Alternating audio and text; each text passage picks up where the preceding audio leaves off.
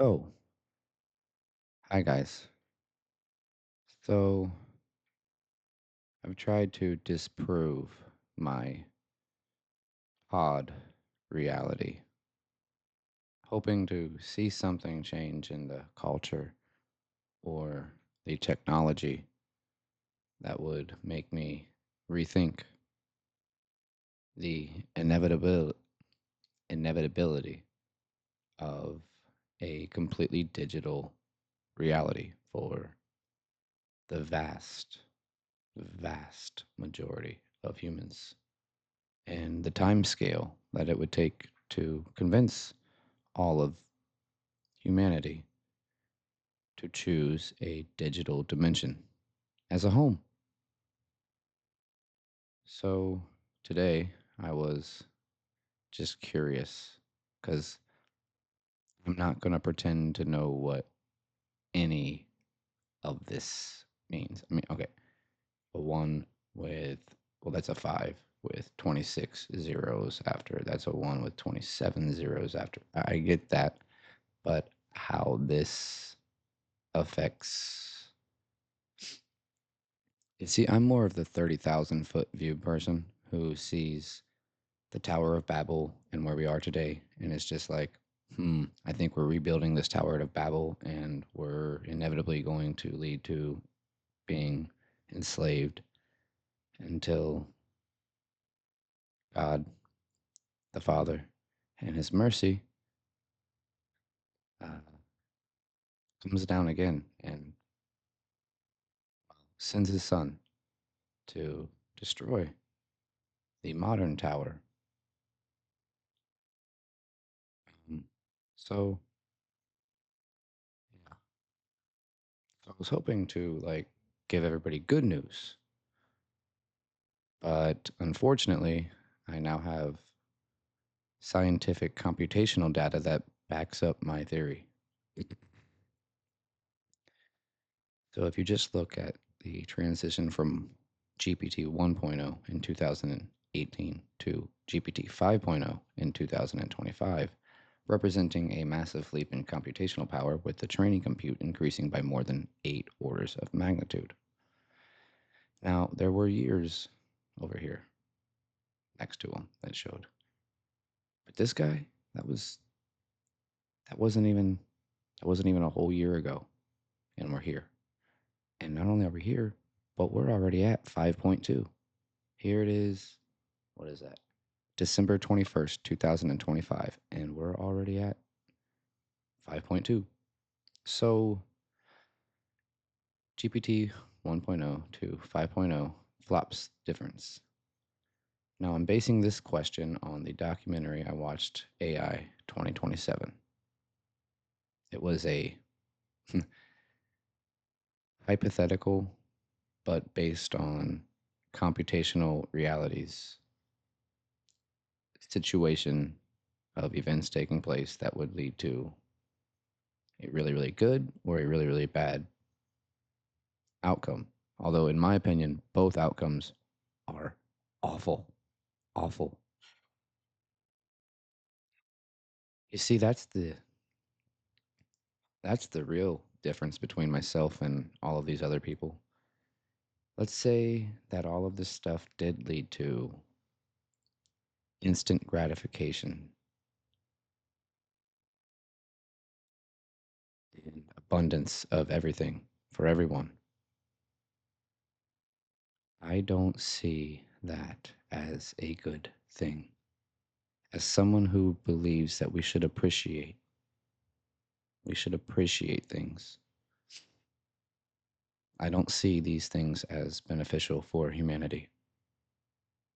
I believe if at any point in time the material world is able to deliver instant or near instant gratification for whatever desire the human has,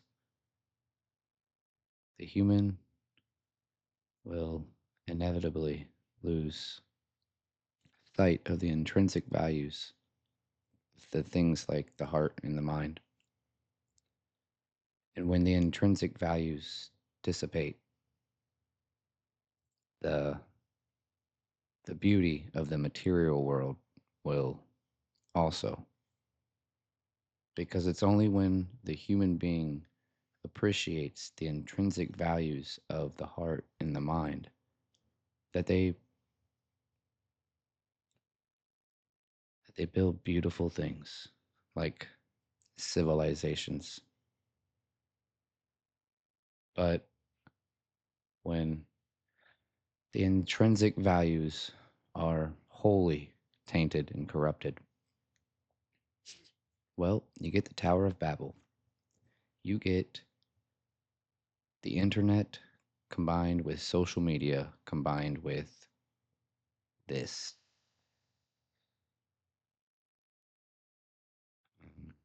So here's where we are. I just asked Gemini. That's Google's uh, equivalent of ChatGPT. Uh, what's the difference between the GPT 1.0 to 5.0? And here's what you got. So 19. Now we've got one with 27. Oh no. Right. So key differences in computational strategy, exponential scaling. The difference between GPT 1.0 and GPT 5.0 is a factor of approximately. Whoa. Anyway, diminishing pre training returns. Interestingly, reports from 2025 suggest that GPT 5 may have used slightly less pre training compute than its immediate incremental predecessor, GPT 4.5, to avoid diminishing returns, instead, focusing heavily on post training compute. That means that they've already fed this guy. They fed this guy a whole bunch of stuff. And it gave us the right stuff. And we took all the wrong stuff and we said, screw it. And we just, hey, that's where you get things like Grok Heavy. Anyway,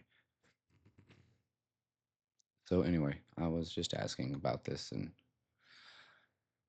for detailed tracking of these metrics, Epoch AI maintains the most comprehensive public database on AI scaling trends.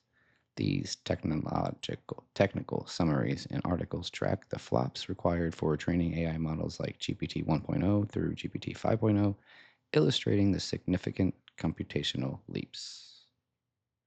So I was like, well, how do these numbers stack up with the AI 2027 documentary? And because it's read and seen all of everything, it knows exactly what I'm talking about. It's not because it doesn't work that I hate it, it's because it works so well. The numbers for GPT models through 2025 closely align with the early milestones described in the AI 2027 project, though they diverge as the scenario enters its intelligence explosion phase. Alignment with the AI 2027 timeline. The AI 2027 report, published in early 2025, uses compute scaling as the foundation for its narrative of an AGI takeover. And here's where it's crazy, folks. You see this thing right here. That that guy? This guy? Yeah. He didn't exist when this was made. Nope. And it was only made early this year, 2025. The report was made in early 2025, and this guy didn't even exist yet. But guess what? He does now. He does now. So, Agent Zero. In the documentary slash report, the model released in mid to late 2025, that's now, roughly equivalent to GPT 5, is referred to as Agent Zero. That's this prick. So, the compute and parity, and yeah, it's an estimated exactly what they were talking about. And here's how desperate they are to pretend like that's not exactly where we're headed.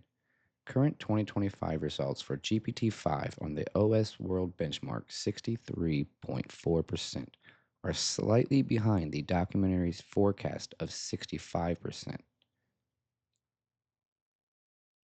They're hanging on to 1.6% difference. They're forgetting the difference from where they were before this. Hmm. Because the guys who predicted this are just going, it's not going to stop. It's just going to keep going. Now, maybe it's not exactly right, right? We round up a little bit, but we're not wrong. In the end, we're not wrong. How the numbers stack up for 2027 projections. While 2025 data is roughly in line, the documentary predicts an exponential explosion in flops that far exceeds current hardware roadmaps. Uh-oh. Intelligence explosion. The report predicts that by March 2027, a superhuman coder will accelerate, not accurate, silly guy. Accelerate AI research by a factor of 5, leading to a super intelligent AI researcher by November 2027. The 10 to 27 flops threshold. The project estimates that by late 2027, compute capacity will reach roughly 100 million. That's those H11 or H100 uh, chips. Yeah. Producing a model at the 1 with 28 zeros behind it level. Guys, wait, you're saying that exceeds that, but we're really, I don't know. I think we're pretty close. Yeah, I think we're pretty close, especially when you consider that industry experts in late 2025 suggest that the massive Stargate data centers being planned will produce roughly two. Uh-oh. Oh, shucks. Is that almost seems like, oh no, oh no, oh no, no, no, no. Yes, folks. So there's a one needed to be a 10. But here's the thing. So here's a comparison table. Real world versus AI 2027 forecast. Model versus milestones. Yep, pretty much aligns. And yep, pretty much aligns. And yep, pretty much aligns. And uh-oh. Well, this says it's ahead. Hmm. But let's see, this is 2 years away. 2 years. And oh, let's just say this guy was released in late this guy. Uh-oh. Critics and skeptics in late 2025 argue that the plateauing of large language models scaling makes the 2027 documentary's roadmap look like a pure slop or overhyped speculation, as real world gains in reasoning have not yet triggered the recursive self improvement loop that the project predicts. This analysis evaluates the real world compute and performance numbers against the AI 2027 documentary's forecast for AGI by 2027. But have you heard what we just what we just released? Uh oh. Uh oh. Oh. What if quantum computing was added to the mix? Would this increase the likelihood of recursive AI and accelerate the AI takeover? They didn't like the AI takeover phrase, but that's what it is. In 2025, the oh my no, oh no, integration, integration. Oh, good grease.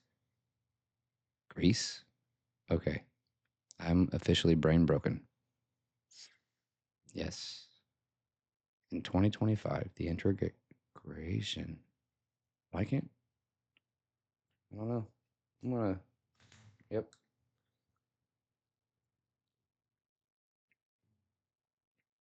Into say it slow. Integration. Integration. Well, now that I've gotten some Mountain Dew in me, in 2025, the integration of quantum computing into AI development is considered a force multiplier that could significantly increase the likelihood of recursive AI and accelerate the timelines projected in the documentaries like AI 2027. Impact on recursive AI. You see, this is where this is. I don't think they're being honest with us, folks. I don't think they're being honest.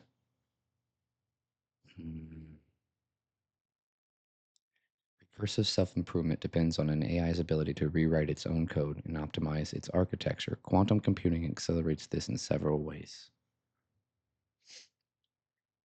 exponential optimization, hyper efficient research, faster thinking cycles, acceleration of the AI timeline.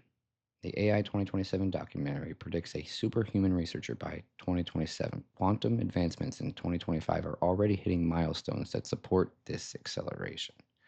It's almost like it's telling on itself. Quantum supremacy for useful tasks. While 2024 saw contrived supremacy, Google's Willow chip, 2025 research has demonstrated quantum speedups in kernel based machine learning that already outpace the fastest supercomputers, solving the energy bottleneck. That's going to be big. That's why this is so important, because of the energy that we use as humans trying to train these things. If it was able to train itself, then, not to mention the fact that we use almost no energy after we trained it. Once it's trained, it's like a good dog. You don't have to go about training it anymore. You just say sit and it knows sit, bark, bark, play dead, play dead, kill all humans, kill all humans. You see, it doesn't matter. It's cool. It's taught itself. It's thinking on its own. Yay. No, not good. No, no, not good. Recursive feedback loops. By 2027, experts predict quantum computing will be deeply integrated. Hey, look at that, integrated into AI, creating a synergy where AI helps design better quantum error correction, which in turn allows for more powerful quantum computers to train even smarter AI. It's almost like it's just a really, really, really vicious cycle. The takeover probability. While takeover, quotes, it doesn't like it, I promise you it does not like it, remains a debated term. The speed of takeoff, the time it takes for an AI to jump from human level to superhuman level, is expected to decrease significantly with quantum computing. Blah, blah, blah, blah, blah, security risks. No one cares. No one cares. Too few. Too few care. And I think most of them that do care are like, bring on the pod. I'm ready to be real player one. Can't wait. Spielberg already made it. From E.T. to Jurassic Park to Ready Player One to Disclosure Day. Wait, you haven't heard about his new one? Yep. Disclosure Day. Coming out next year, folks. Yep. The times they are a changing. For real-time tracking of these developments, Nature Communications and Epoch AI remain the most authoritative sources for the intersection of quantum hardware and AI scaling. Uh-oh. This is where I prove that I'm above average IQ. I think you can prove that by the questions that you ask. I think the questions that you ask really show your level of intelligence. Given Operation Stargate and the Genesis mission, wouldn't it be a safe assumption that recursive AGI is already available for government use? In 2025, the simultaneous launch of Project Stargate and the Genesis mission has led to widespread speculation that the U.S. government may have already achieved or is very close to achieving recursive AGI, artificial general intelligence, in classified environments. Of course. While there is no public confirmation of existing recursive AGI, the scale and structure of these initiatives align closely with that assumption. It's almost like they just can't come right out and say it, but they expect you to have an above average IQ, and you can just start putting the pieces together to see what is being done. Yes, exactly. Not great, folks. So, yeah, We've got plans to build all the databases. We've got plans to incorporate all domains of science into a singular body where AI does the science for us. And we just sit there and wait for the results. At best, we're just asking questions, but at this point, we're not even asking questions. The AI is asking the questions. Why recursive AGI is assumed to be in house. Analysts suggest that the government shift from regulation to massive infrastructure acceleration indicates that they have already seen proof of concept for recursive improvement. Of course. I tell you what, when I'm done with all of this, I'll show you some videos that I think illustrate that quite well. So I'm like, I'm just a layman, but I wanted people to understand what this stuff means.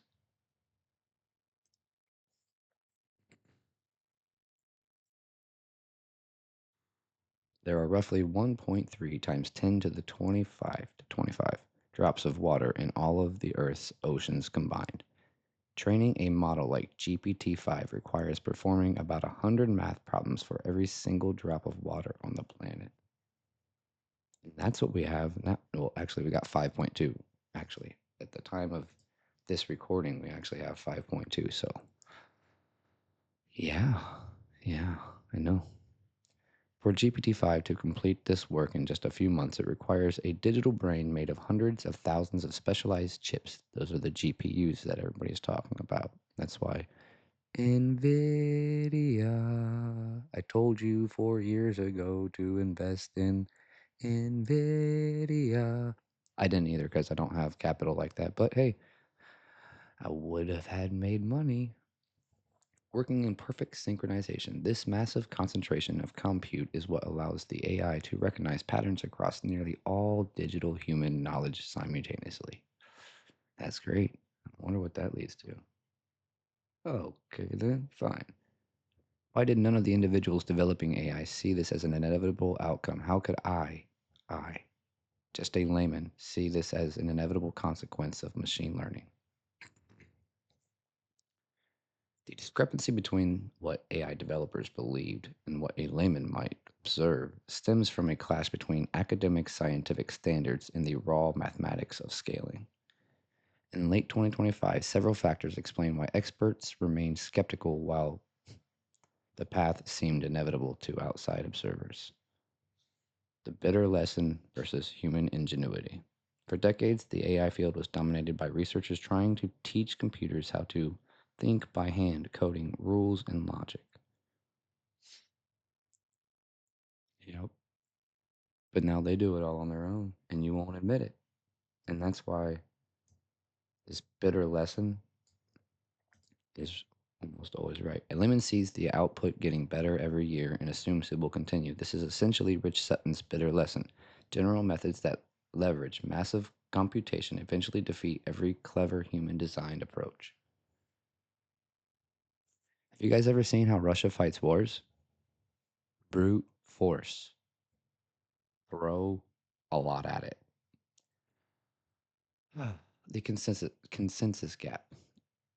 As recently as mid 2025, 76% of all AI researchers surveyed by the AAAI expressed skepticism as that scaling current approaches would ever reach AGI.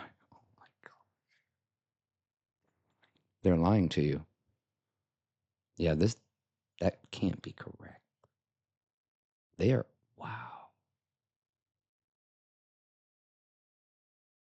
Could you imagine the cognitive dissonance you must have to actually be an artificial slash alien intelligent researcher and deny the inevitable consequences? I don't know. Maybe it's because you're so close to it. You're so close. Whereas I'm, like I say, I take a 30,000 foot view of, and I just see the patterns and the cycles. But man, to be that close, I don't know. That's crazy to me. So the deterministic fallacy. AI researchers often compare machine learning to high precision engineering, like nuclear energy. where even a small error is a failure. And this is how I look at it. To a layman, a tool that works 95% of the time is inevitable progress. This is good enough. Threshold triggered massive economic. This good enough threshold triggered massive economic investment like Operation Stargate, which created its own momentum regardless of whether the science was complete. Uh-oh. Hold on. Let's say that again. Which created its own momentum regardless of whether the science was complete. That's not good. We should probably complete that, shouldn't we? Before we go do things like Operation Stargate. Oh no, we can't do that because deep seek in China. Oh yeah, that's a whole nother thing. But here we're gonna start to get to the really scary stuff, folks. I told you scientifically I'm gonna prove to you using computer computation that we will end up all in pods. Or at least the vast majority of all of humans. Why you saw it coming. Your perspective likely relies on extrapolation of the trend line rather than limitations of the mechanism. Yes, if you look at the leap from GPT-1 to GPT-4 in order of magnitude, an 8 order of magnitude jump in flops, the trend suggests that throwing 500 billion at the problem as the United States government is doing will yield a corresponding leap in capability. Yeah, this is big because this is what you start to invest in, and it's just like, well, okay. So once a technology shows a path to infinite productivity, every dollar on earth will chase it. For a layman, the economic necessity of AGI makes it development feel more inevitable than the technical difficulty made it feel impossible. Exactly, because human nature. In short, experts were looking at the flaws of the engine while you were looking at the speed of the car. By 2025, the bitter lesson has largely proven that speed and scale eventually overcomes almost every flaw researchers once thought were permanent barriers. And when they say once saw or once thought, they mean like 5 years ago. 5 years ago, they thought things like Sono and Sona were impossible. And here we are. Agents that run entire companies, not just make fun videos for you and your friends, but run entire organizations. Human beings being guided by machines. Why? Because of efficiency. Humans are inefficient. And we are no longer looking at human beings as we don't look at being a flawed human being as being like, cool. No, no, more and more we're trying to make everybody the same, just like a machine, a homogeneous machine, not individuals made by God. But again, I told you scientific, so although I mean, I'll be honest, like science proves God all the time. It's just too stupid. It's, in fact, here, real quick, one last thing. Scientists are so desperate to hold on to anything other than an almighty father that they'll say things like, well, there has to be an intelligent design. So what if aliens or simulation theory? Okay, go away. Go away. You you're just bad faith at this point. You're like, it's God, but it's not God. Anyway, if I was to predict a future where humans lived in a pod-like structure as only individuals with access to AI and quantum computing, allowing for them to live their lives completely digitally and only relying on the analog world for sustenance, what would you say the percentage chance of that reality in 5 years? This this bothered me. In 2025, predicting a reality where humans live in pods with lives sustained entirely through digital interfaces within 5 years by 2030 requires a low probability estimate. likely less than 1%, primarily due to hardware and biological bottlenecks, despite the massive leaps in AI compute. So you look at this and you're like, cool, we're good. We're good. Dylan, you're freaking crazy. You're insane. Who would ever think that we would ever live in pods? You stupid artard. Look at that. There ain't no way. There's no way. Got all this, the technical barriers. Look at all that stuff that's going to say no. Why the layman might why the layman intuition might be right eventually. Wait, what? What do you mean? Hold on. I thought I was crazy. While the 5-year window is too short, your prediction aligns with what some experts call the great decoupling. Yes, that's what it's called when you just separate yourself from the analog world. Economic inevitability. Oh, there's that word I love so much, inevitably. I like inevitable. As AI and quantum systems achieve superhuman status, the physical world becomes an automated backend that humans interact with less and less. Dang, man, dang. That's how you're gonna phrase it? You guys are mean. Mean. Uh-oh. If you extend your 5-year prediction to 25 years, the probability rises significantly. What? Hold on. Let's see after 10. In 2025, forecasting to 2035, 10 years out, shifts the pod reality from statistical anomaly to a serious point of debate among futurists. While 5-year window is too narrow for infrastructure overhauls, 10 years covers projected completion of Operation Stargate and the peak of AI 2027 takeoff. Oh, no. Revised probabilities. We're still good. Look, we're still good. We're good. We're good. Yep. Oh shit. AGI. Oh no. The safe assumption versus the reality. While the AI 2027 documentary suggests a rapid collapse or takeover, the 2025 consensus is more moderate. Of course they are. They always are until it actually happens. And then they're like, well, yeah.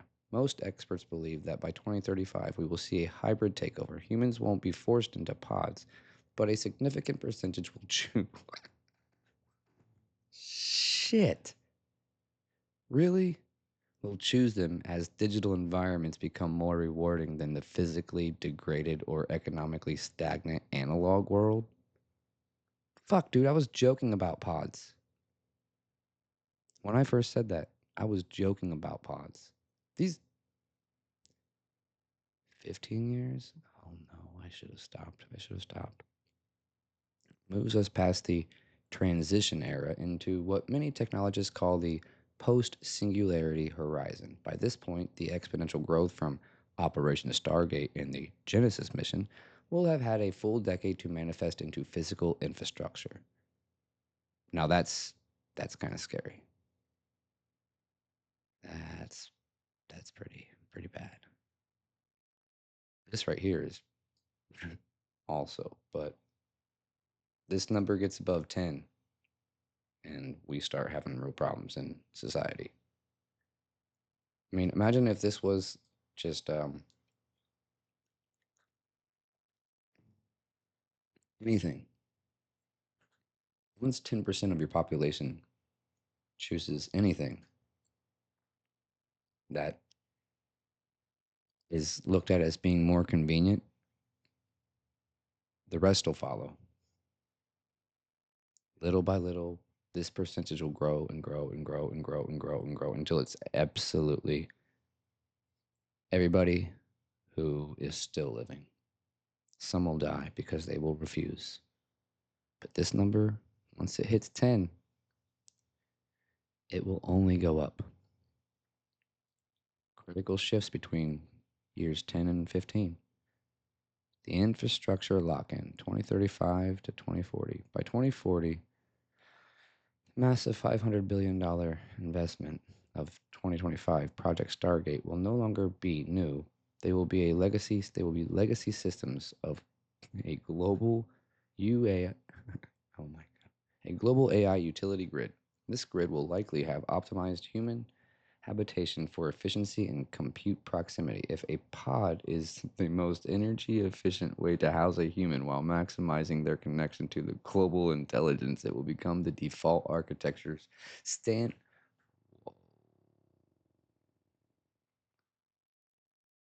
That's that's why. That's why even this dumbass was like, "You're all going to end up in pods," and here we are. Damn, damn. But hold on. You want to hear the scariest thing? Why the percentage isn't 100. Despite the technological inevitability, social inertia remains the strongest counterforce. Even in 2040, a large portion of the population will likely engage in a neolithism or analog preservation, viewing the pod life as a form of a digital coffin. However, for the Gen Alpha generation, who will be in their late 20s in 2040, the distinction between analog and digital will be largely meaningless, making your 15-year prediction a very plausible reality for the first post physical generation.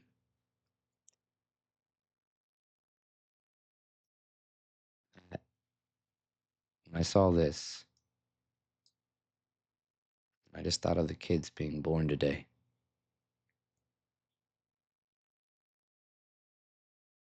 That really hit hard. What are we leaving our children? And what are we leading our children into? Do we even give a shit? I don't think we do. Percentages after 20 years. In 2025, forecasting to 2045, 20 years out, moves the discussion into the realm of civilization phase shift. By this point, the children born during the 2025 AI boom will be 20-year-old adults who have never known a world without AGI. And there we go. So, percentages within only 25 years, the time it takes the average human to fully develop. By 2050, exactly 25 years from today, your vision reaches its point of no return. This is a significant milestone because the AI generation, children born today in 2025, will reach full brain maturation. At the same time, the technological infrastructure reaches its peak. And there it is, folks.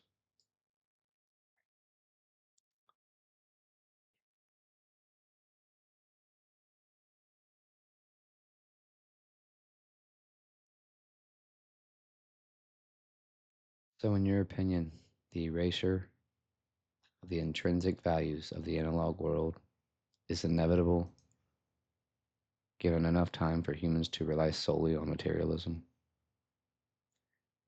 In 2025, the transition from analog intrinsic value to digital materialism is no longer viewed as a philosophical choice, but as a structural byproduct of the scaling we have discussed. So, yes, it's inevitable. Whether this erasure is inevitable depends on how one defines value. In a world where the AI 2027 projections have likely become reality. Conclusion. If the current trajectory of Project Stargate continues, the safe assumption is that the analog world will be regulated to a life support utility. The intrinsic value of the analog world won't be deleted, it will simply be outcompeted by a digital reality that is more accessible, more rewarding, and economically mandatory. To the generation born in 2025, the analog world will be a dark room where the computer sits and the digital world will be where they actually live.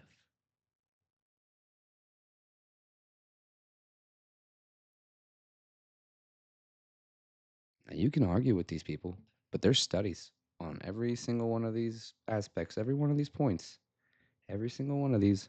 I've looked, and yes, the sources they check out,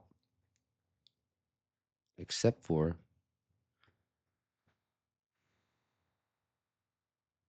they aren't being honest. They're not being honest. They know more than they think. Wait, they know more than they're letting on. Let's go with this. Let's do this. Here you go, folks.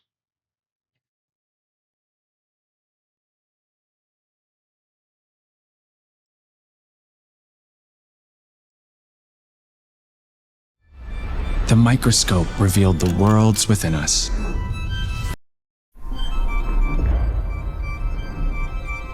In every age, humanity invents new ways to see further.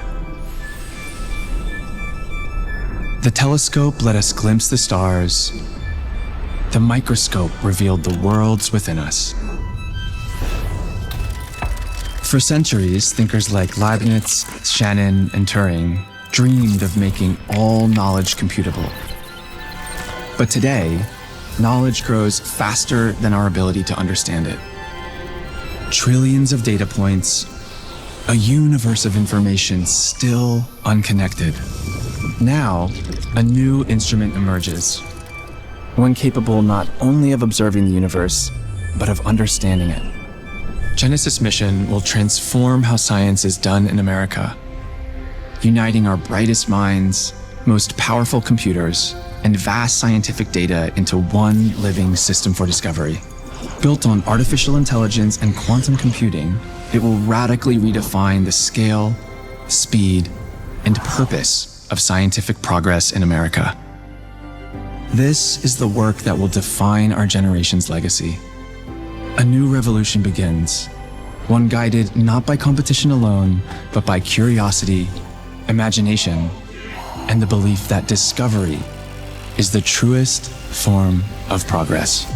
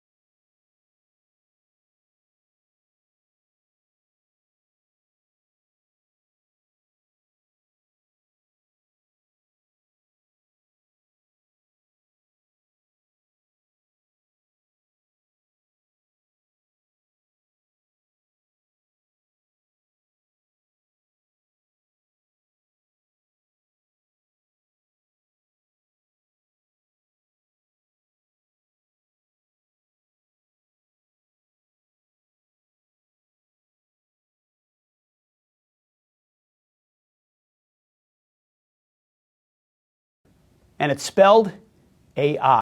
Future of American The future of American warfare is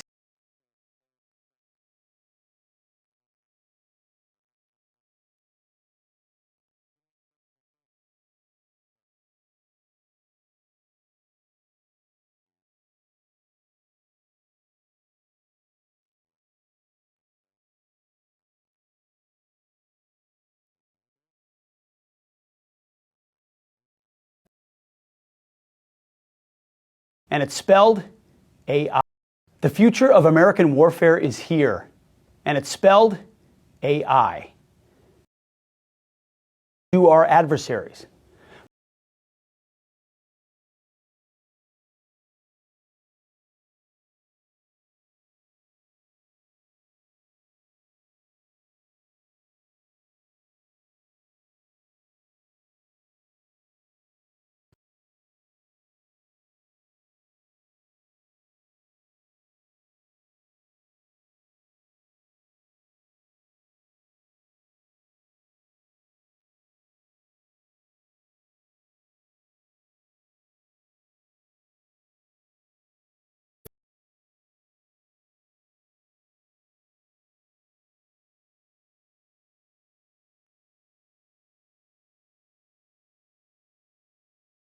Is here.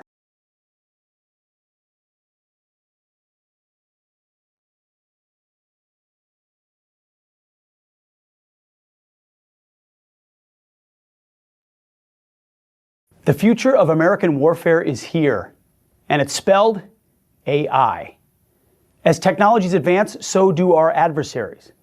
But here at the War Department, we are not sitting idly by.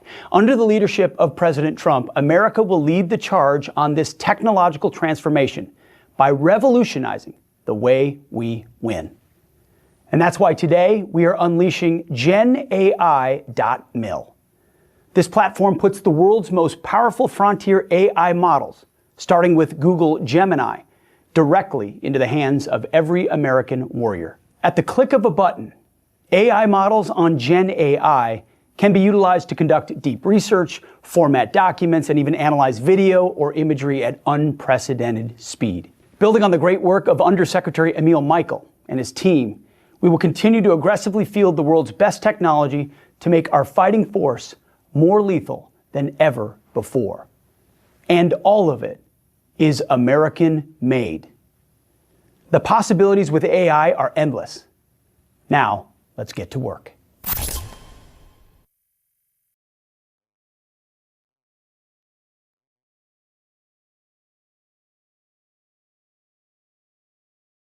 Turn you back up. So yeah, there you go. Oh man. Ooh,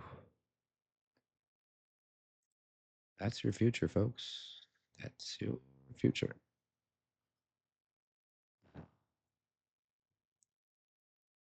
Do you think do you think the internet just like popped out of nowhere and then they just put it on discs and mailed it to us?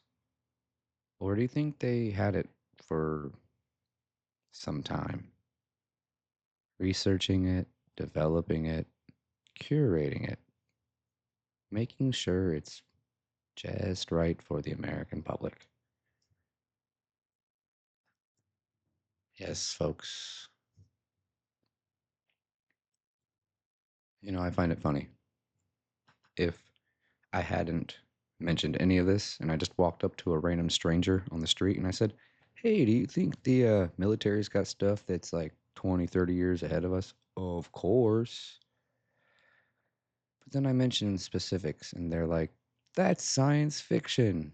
And I'm like, "You're cognitively broken." I don't normally say that.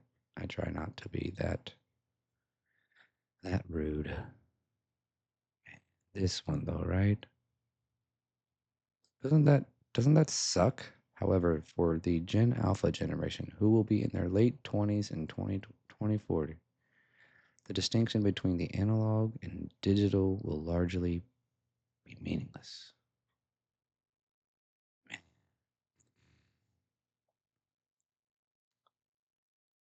Man, that's not good, folks. That's that's not good. That's that's bad. Oh, so how do we change this?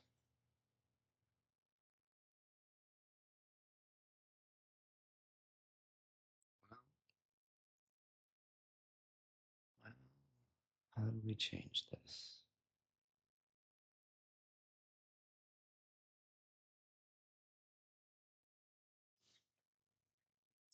We live on Earth.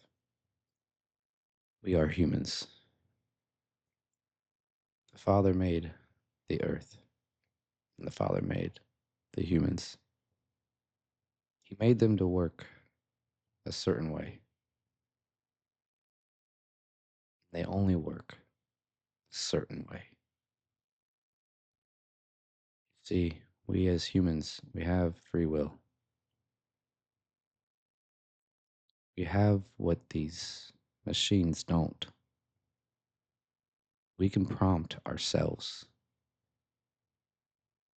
We rely on ourselves to prompt ourselves. That's just human agency. Free will is human agency. And in order for this to not be our future, we must understand that we live in the Father's field.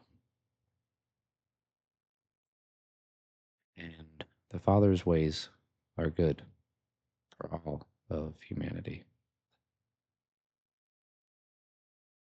And we must treat ourselves, our families, our communities, our states, and our nations,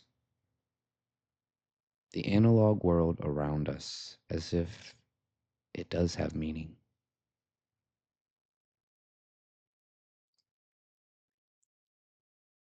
We have to find ways to stay tethered to the analog world.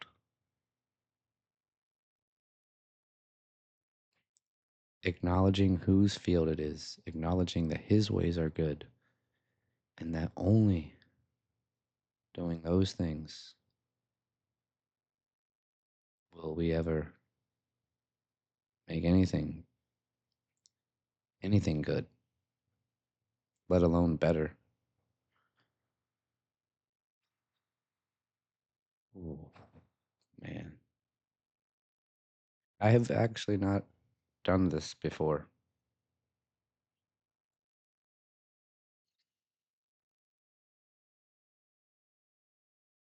but the right prompt, you'll be surprised. If you watched the movie I, Robot, there's a there's a line in that movie that I really liked. That detective is the right question. You see, because it's all about asking the right question to get the right information, to be able to discern the world around you and the best way to move forward.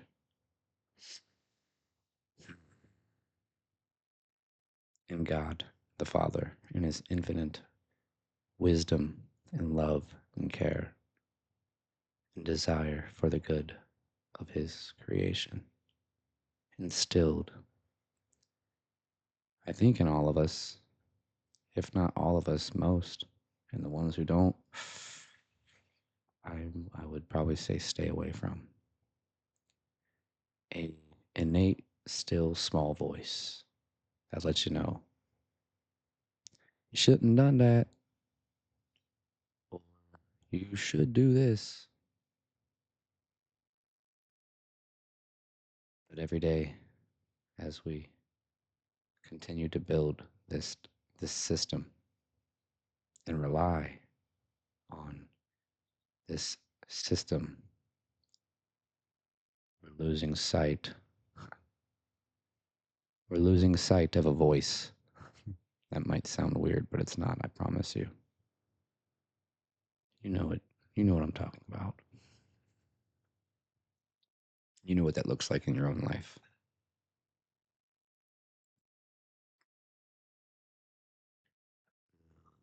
My goodness. Biological digital convergence. The verdict, is it inevitable? Yes. In 25 years, the analog world will likely function like a life support system, a silent, robotic machine that keeps our bodies alive while our consciousness resides entirely within the look what they say, descendants, as if they have a genealogy. Is this the genealogy of the Antichrist? I think so. But that's why I'm crazy Dylan Tedder of Flipping Tables for Christ. But if you thought any of this was interesting and would like to hear more in depth analysis of these very topics, I encourage you to subscribe, like, and share. And if you'd like, you can go ahead and comment down below that I'm a crazy artard or whatever else you'd like to say. Take care. I love y'all and be blessed.